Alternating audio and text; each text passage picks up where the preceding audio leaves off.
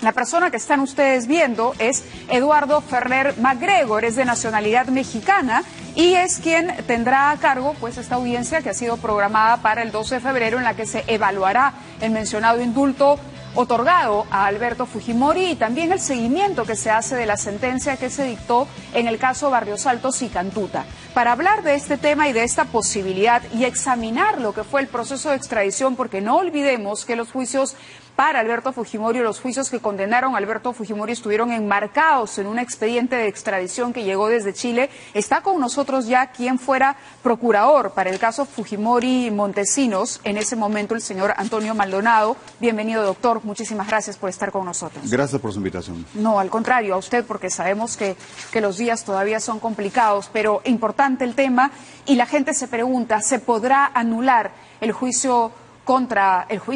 el indulto para Alberto Fujimori otorgado por el presidente Kuczynski? Esa es la primera respuesta, porque hoy han salido, por ejemplo, el ministro Bruce y otras personas que defienden este indulto a decir que esto es imposible porque sería una intervención directa en el ejercicio de la constitucionalidad peruana, ¿no? En el ejercicio de la aplicación de la Constitución y de una prerrogativa presidencial. Sí, bueno, hace muchos años, diríamos, inclusive desde antes del nacimiento del derecho internacional de los derechos humanos, que el argumento de levantar la legislación nacional como forma de impedir el cumplimiento de una obligación internacional ya ha tramontado, ya no existe más ese argumento como válido. Esto incluso podemos encontrarlo en sentencias arbitrales de la época de la Guerra Civil Americana, en Londres, cuando el bando del sur pretendía importar unas armas a los Estados Unidos y se esgrimieron argumentos basados en la Constitución americana. Es decir, el corazón del argumento que implica decir que no se cumplirá una obligación internacional general, en este caso específica de Derecho Internacional de los Derechos Humanos, pero como le digo, tiene un antecedente previo mucho más amplio. Ese argumento es imposible de ser defendido. ¿Y qué va a pasar exactamente el 2 de febrero? Ese día se toman declaraciones, ese día se toma una decisión, delibera la Corte o es el inicio de un proceso. Bueno, recordemos que esta es una audiencia solicitada por las víctimas de los casos Barrios Altos y La Cantuta, que consideran que el Estado peruano ha perpetrado una acción mediante una norma legislativa que viola claros compromisos en materia de derechos humanos, específicamente en estos casos, y que por tanto esta norma carece de validez jurídica y que conlleva una responsabilidad internacional del Estado. La consecuencia de todo eso es que la norma deberá ser derogada e inclusive el Estado deberá pagar una reparación civil. Lo que va a ocurrir en la audiencia es que las partes serán escuchadas, serán escuchadas las víctimas, el Estado, y luego la Corte deliberará. El Estado será representado por, en este caso, asiste el Canciller, el Ministerio de Justicia. Entiendo que hay un procurador público para asuntos, como le llaman acá, supranacionales. El Estado tendrá esa representación, podrá ampliar su delegación como lo estime pertinente y lo acepte la Corte, pero los temas que se van a discutir son temas estrictamente jurídicos, son temas de derecho internacional de los derechos humanos y son temas de cara a los compromisos que ha asumido el Estado peruano en estos dos casos, Barrios Altos y La Cantuta. ¿Y ese mismo día se conocerá el resultado? Es difícil saberlo. No me atrevería a pronosticarlo, pero lo que sí creo necesario decirle, desde mi experiencia y desde mi enfoque, que es altamente probable que la Corte Interamericana determine que se ha producido un indulto que no es legítimo, que dista mucho de ser verdadero, que es un fraude esencialmente, y que este indulto constituye una clara violación de las obligaciones que el Estado peruano ha adquirido. Específicamente, por ejemplo, en el párrafo 222 del caso La Cantuta, en la sentencia del año 2006, se establece una prohibición para el Estado peruano que reza de esta forma. En particular, tal como lo ha hecho desde la emisión de la sentencia de este tribunal en el caso Barrios Altos versus Perú, el Estado no podrá volver a aplicar las leyes de amnistía, las cuales no generarán efectos en el futuro, etcétera, ni podrá argumentar prescripción y retroactividad, etcétera, etcétera. Ese es un aspecto del indulto, entre comillas, humanitario. El otro aspecto es que conlleva una amnistía, una amnistía simulada, una amnistía velada, y eso está claramente prohibido en el caso Barrios Altos. Eso parece referirse concretamente a los autores materiales de los hechos, que no es el caso de Fujimori. Bueno, en el caso de Fujimori, y esto precisamente nos lleva al tema de la extradición, la segunda sala penal de la Corte Suprema acogió por unanimidad la tesis del Estado peruano, que sostenía que Fujimori era el responsable de haber organizado un aparato de poder contrario al derecho y que perpetró graves violaciones de los derechos humanos. La Corte Suprema de Chile acoge plenamente esta tesis del Estado peruano. Es más, acoge específicamente la teoría de la imputación que usa el Estado peruano, o sea, nosotros, al reclamar la extradición de Fujimori, y defiende la tesis de la autoría inmediata, lo que provoca una reacción insólita el día sábado 22 de septiembre del año 2007 por parte del Mercurio de Chile, que dice que le parece muy bien que Fujimori se vaya de Chile, que era un factor de inestabilidad, etcétera, etcétera, pero que le sorprende mucho que la Corte Suprema de Chile, una corte bastante conservadora, haya acogido la teoría del autor inmediato. O sea que, en realidad, en el punto referido a Barrios Altos y la Cantuta, la extradición acoge plenamente lo postulado por el Estado peruano. Claro, pero volviendo a la interpretación del párrafo que nos ha leído, entendemos que esto aplica para los autores materiales o también para los mediatos. No, el Estado, la Corte se refiere a las medidas porque que pueden... amnistía sería para quienes cometieron materialmente, los ejecutores, claro, por decirlo de otra manera. Pero, bueno, no solo es esta doctrina, también está la doctrina previa en el caso Barrios Altos y la Cantuta. En el caso Barrios Altos, donde la Corte establece claramente que el Estado no deberá abstenerse de establecer medidas que puedan generar mecanismos de impunidad. Pero la Corte no se queda solamente con casos peruanos. Estos casos, los casos Barrios Altos y la Cantuta, han sido generadores de jurisprudencia en otros ámbitos nacionales. Por ejemplo, en Colombia tenemos el caso de Wilson Gutiérrez Soler, en virtud del cual expresamente en el apartado, me parece 92 o 97, se dice claramente que los indultos están prohibidos en la medida en que constituyan instrumentos generadores de impunidad o que vulneren el derecho de las víctimas a que una sentencia expedida legítimamente, como es el caso de Fujimori, sea vulnerada. ¿Hay antecedentes de indultos humanitarios que hayan sido revocados, anulados por la Corte? No que yo conozca, pero lo que sí puedo decirle es que la pregunta es si la Corte tiene un marco jurisprudencial, doctrinario y jurisprudencial muy claro a este respecto. Y le puedo decir, ya en los casos citados, pero además en otros casos, que además han sido reproducidos en Argentina y en Chile, que la Corte tiene un sólido basamento doctrinario respecto de que lo que sean formas bajo el nombre específico que asuman, en este caso indulto humanitario, que representen un instrumento para burlar la acción de la justicia y burlar el derecho de las víctimas a una justicia justa y a una reparación justa, eso simplemente no será tolerado. Pero lo interesante también, si me permite, es decirle que tanto en el derecho internacional de los derechos humanos como en el derecho internacional humanitario, hay, por supuesto, una comprensión amplia respecto de que las amnistías y los indultos legítimos están permitidos, en la medida que lo sean, pero en este caso todo parece indicar que no es así. ¿Es su opinión que esto ha sido una burla? Es mi rigurosa opinión que esto es un fraude, que esto es una farsa y que el Estado y que la Corte Interamericana deberá proceder conforme corresponde. Las víctimas presentarán diversas pruebas para probar esta tesis. ¿Usted participó directamente en la redacción del cuaderno de extradición que se envió solicitando el retorno de Chile a Perú de Fujimori, de Alberto Fujimori? Sí, fuimos un equipo, me cupo el honor como abogado del Estado en esa época de hacer parte de ese proceso de extradición. Fue un proceso complejo, fue un proceso de Estado. En mi Procuraduría hubo personas que aportaron diferentes elementos a esa extradición, pero también hubo un equipo muy importante de la Cancillería que también luchó para que esta extradición sea lograda. Fue una extradición lograda en términos de justicia, de respeto al debido proceso. Pero fue complejo, fue un proceso complejo. Fue un proceso complejo y único, no se vuelve a repetir. Incluso hubo una primera opinión de la justicia chilena que rechazaba la orden de extradición para la opinión Fujimori. del ministro Álvarez, que la rechazó tajantemente.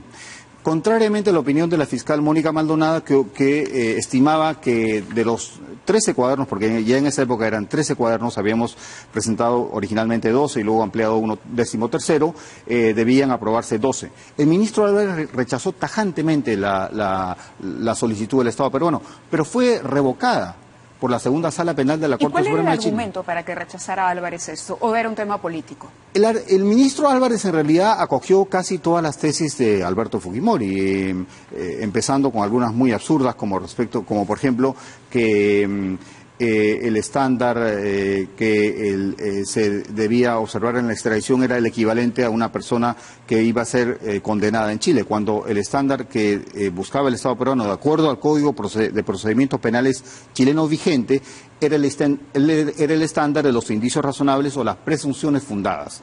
Y esta fue la tesis que finalmente acogió la segunda sala penal de la Corte Suprema de Chile. Claro, porque finalmente recuerdo que se pide la extradición por una serie de delitos y una lista larguísima de los mismos y que varios no fueron acogidos. Es cierto. Es decir, Fujimori viene y aunque Chile acepta la extradición, pone límites a la posibilidad del juicio para Alberto Fujimori. Y hubo casos en los que quedaron descartadas algunas acusaciones. Por ejemplo, el tema Borovio, el tema de los sótanos del CIE, no fueron aprobados por la justicia chilena. Sí.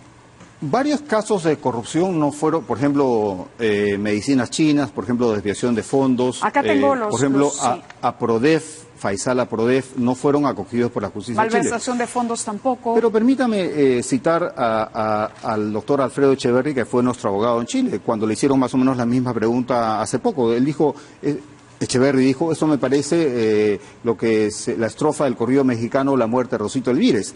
El día que la mataron, Rosita estaba de suerte. De 3 tiros que le dieron, nomás uno le causó la muerte. Es decir, lo que quiero decirles es que esencialmente fue una extradición exitosa. Y tan exitosa que Fujimori fue condenado ejemplarmente en una sentencia que es muy compleja también, a la pena de 25 años de prisión. Sí, tenemos justamente imágenes, estamos viendo, estas imágenes datan del año 2007, me parece que de julio del 2007. Como ustedes recuerdan, el 22 de septiembre de ese año Fujimori fue extraditado al Perú e inmediatamente encarcelado en una prisión construida para él en un cuartel de la Policía Nacional en las afueras de la ciudad de Lima, y a partir de entonces se inicia un proceso penal. Él había llegado a Chile desde Japón, un viaje que todavía permanece en la incógnita porque nadie sabe cómo dejó esta comodidad y esta protección que tenía en Japón debido a que él también tiene la nacionalidad japonesa y decide viajar a Chile. El hecho es que una vez en ese país se inicia el pedido de la extradición, que es en julio, me parece, comienza el trámite, si no me equivoco, 11 de julio de 2007. No, la extradición empieza el día domingo 6 de noviembre del año 2005, donde a las pocas horas de haber aterrizado Fujimori en Chile, es detenido a una solicitud nuestra en el Hotel Marriott. Era 8:30 de la noche, hora de Lima, 10:30 de la noche, hora de Perú, Fujimori estaba detenida. Detenido en forma preventiva. Este hecho no ha vuelto a ser reproducido en ninguna otra extradición.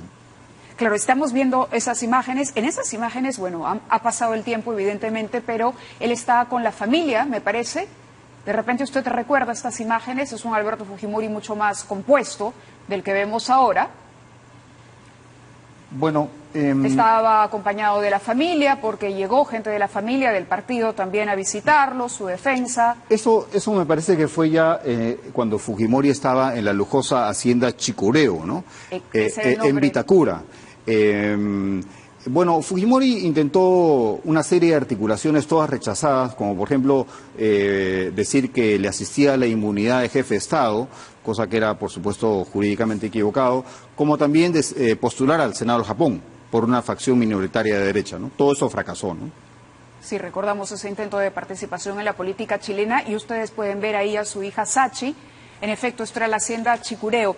En fin, lo cierto es que finalmente se extraditó a Alberto Fujimori y aquí tenemos la lista de los delitos o de los cargos que acepta la justicia chilena. Barrios Altos y La Cantuta, una decisión unánime, delito de homicidio calificado y lesiones graves.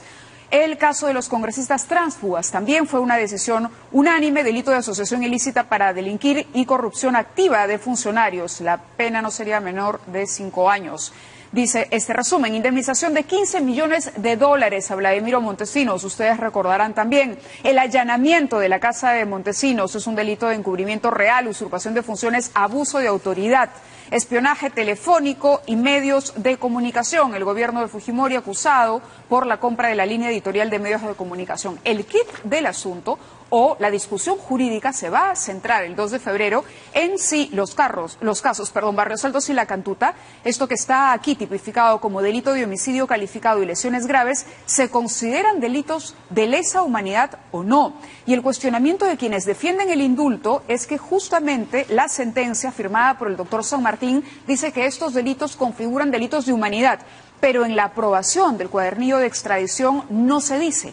Es decir, hay un agregado en la sentencia para Fujimori del tribunal peruano que no estaba incluida. La palabra lesa humanidad no figura en ese cuaderno de extradición. Bueno, en esa orden de extradición que llevó. Esto no es exacto. He leído el artículo de la entrevista.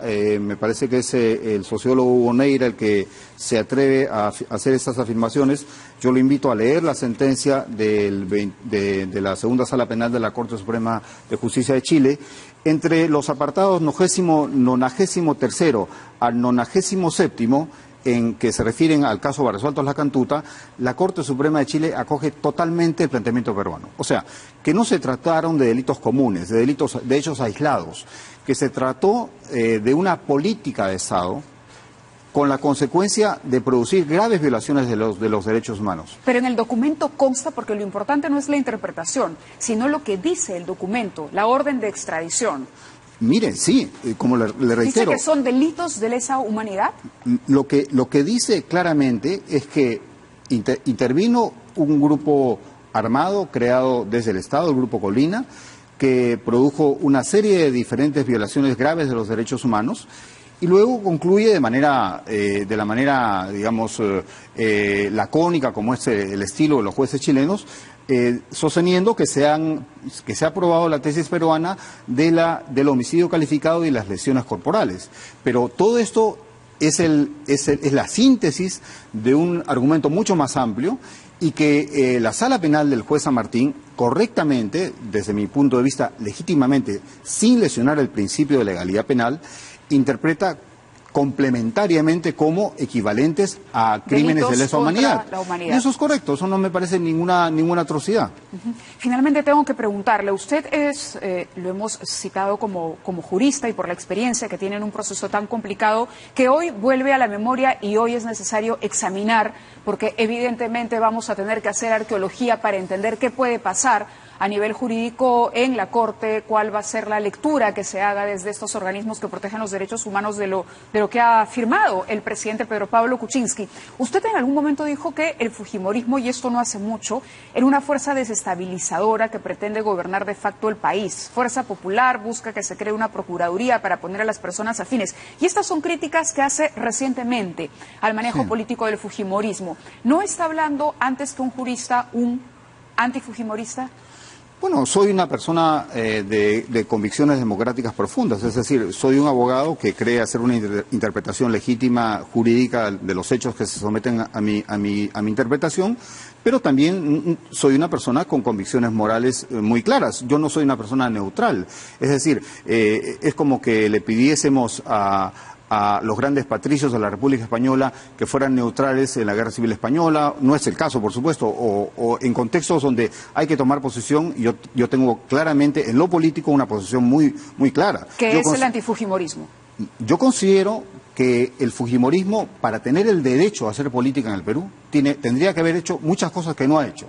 Y una de ellas es arrepentirse de todo lo que significó el gobierno de Alberto Fujimori y pedir perdón a las víctimas. Pero además considero que en su actuación concreta frente al gobierno del señor Kuczynski no actuaron como una fuerza de oposición, actuaron como una fuerza claramente desestabilizadora y lo que buscan es el poder a toda costa. Desde esa perspectiva podría comparar la actuación que ellos tienen a cualquier otra fuerza democrática que no entiende el papel de una fuerza de oposición. En ese sentido es el carácter de mis apreciaciones. Debo decirle en efecto que yo no soy de ninguna manera una persona neutral, ni que se lava las manos, ni ambiguo, de ninguna manera. Tengo una clarísima convicción política profundamente democrática, profundamente respetuosa de los derechos humanos, y en materia del análisis jurídico de este caso, le puedo decir que acá hay ciencia jurídica, es decir, acá nadie, la Corte en especial no va a hacer valoraciones políticas, va a hacer apreciaciones jurídicas desde el derecho internacional público, desde el derecho internacional de los derechos humanos, el derecho internacional humanitario, su larguísima jurisprudencia. No solo eso, la jurisprudencia del Tribunal Penal Internacional de la antigua Yugoslavia, de la Corte Europea, en fin, sobre esto hay pacífica interpretación. Una medida de esta naturaleza no puede vulnerar el derecho de las víctimas a la justicia y tampoco su derecho a que sean reparadas. Una forma de reparación es que una sentencia justa, lograda luego de una extradición también justa, se cumpla, o por lo menos existan situaciones realmente humanitarias. Ante ello nadie se va a negar. Si el señor Fujimori está enfrentando una situación realmente humanitaria, por supuesto que tiene todo el derecho y todo el respaldo del derecho internacional de los derechos humanos. Y eso es lo que tendrá que dirimir la Corte. La Corte se va a pronunciar estrictamente respecto de si el Perú ha respetado o no ha respetado compromisos internacionales en punto al marco interamericano de derechos humanos, pero va a usar, por supuesto, en esa interpretación otros mecanismos universales. La posición ya asentada, por ejemplo, por el Alto Comisionado de las Naciones Unidas para los Derechos Humanos, 3 procedimientos especiales, el de tortura, el de ejecución extrajudicial, el de verdad, justicia y reparación, todos se han pronunciado en contra. O sea que realmente esto no es un tema de animadversión política, es un tema estrictamente jurídico. Le agradezco mucho que haya estado hoy en el programa.